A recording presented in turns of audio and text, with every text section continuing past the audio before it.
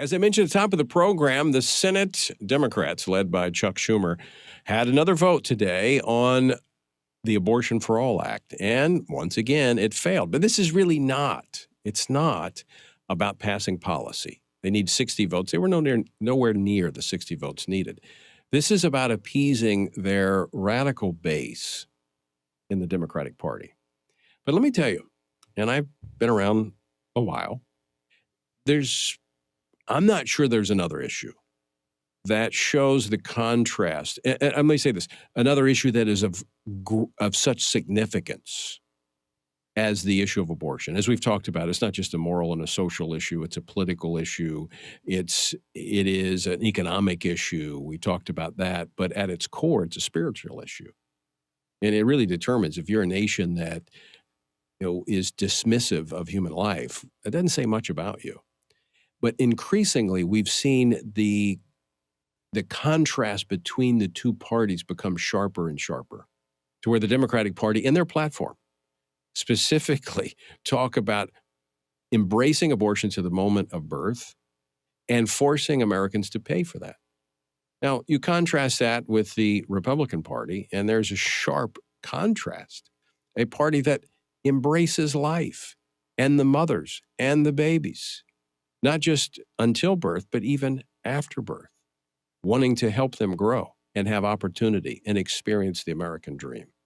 Well, that is being led in large part right now by the chairman of the Republican Party, Ronna McDaniel. She is the chairwoman of the Republican National Committee, and she joins us now. Ronna, welcome to the program. Great to be with you, Tony. Thank you for having me to talk about such an important issue. Well, I first want to say, I know you have been messaging on this. You have not at all been hesitant to speak out about this. You've published op-eds about it. You've talked about it. In fact, I just saw your statement that you released just moments ago after the vote. What is the fixation that the Democrats have with abortion?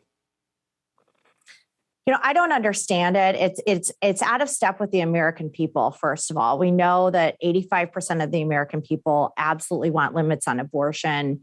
And to see the Democrats keep pushing further and further limits up till the due date to abort a baby that we know could live, it's just so frightening. And they're abandoning religious freedom. They're abandoning objectors, people who don't want to pay it with their tax dollars, and they're demonizing anybody who's pro-life who doesn't think like they do. They are so radical on this issue. I don't understand it because it really isn't where the American people are right now.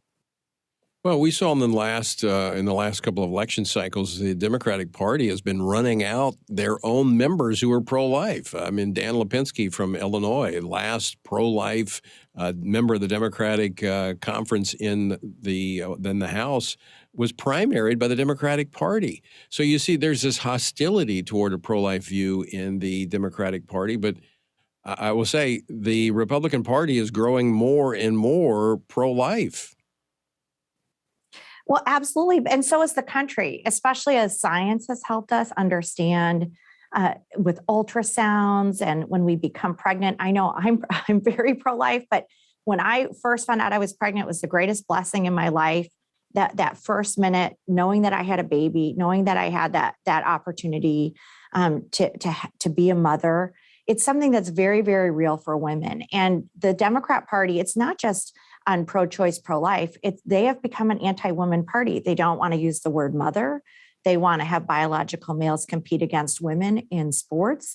They want to extinguish women from any type of conversation. And I think this is another part of that movement in demonizing pro-life women and pro-life Americans. It is a really radical shift of the Democrat Party that is out of step with the majority of the American people. Yeah, you're right. In fact, if the Democrats would have had their way, this past Sunday would have been Birthing People Day, not Mother's Day. Exactly. I almost did a joke about that, but I didn't. But yeah, I'm not a birthing person. I'm a mother. This is ridiculous. That's right. And you talk about the polling, but the polling actually shows exactly what you're talking about. This is not a winning issue for the Democrats. This is an issue, as they embrace this radical position, they're putting themselves way outside the mainstream of American thought on this. So why are they doing it? I don't understand. I look at senators like Mark Kelly, who's up for election, Raphael Warnock, in states like Georgia and Arizona and New Hampshire, and they're embracing aborting a baby on a due date. On the day on the day it would be born, 9 months. They know that baby would live. They're fine with that. That is so grotesque. Most countries in the world absolutely would not do that. And for Democrats to embrace that, and then beyond that, Tony, what we've seen with them willingly attacking churches, having protests in churches. We saw a Molotov cocktail thrown into a pro-life center in Wisconsin. And to see the Democrats silent as religious freedom is being attacked, not just with words, but with violence, is really alarming as well. And it should be a wake-up call to every American. They have become so radical. They don't even have room for a difference of opinion or a difference of thought in their party. Yeah. Ronna McDaniel, I want to thank you for joining us today, but I also want to thank you for the conversation that you've been having with evangelicals, conservatives across the country. You've responded to concerns we've expressed, and we've got a really good working relationship. I just want to thank you for being so accessible and working with us on these matters.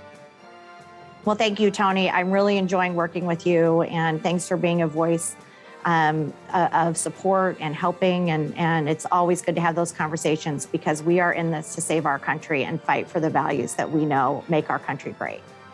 Yep, and we'll continue to do that. Ronna, thanks so much. Good to see you.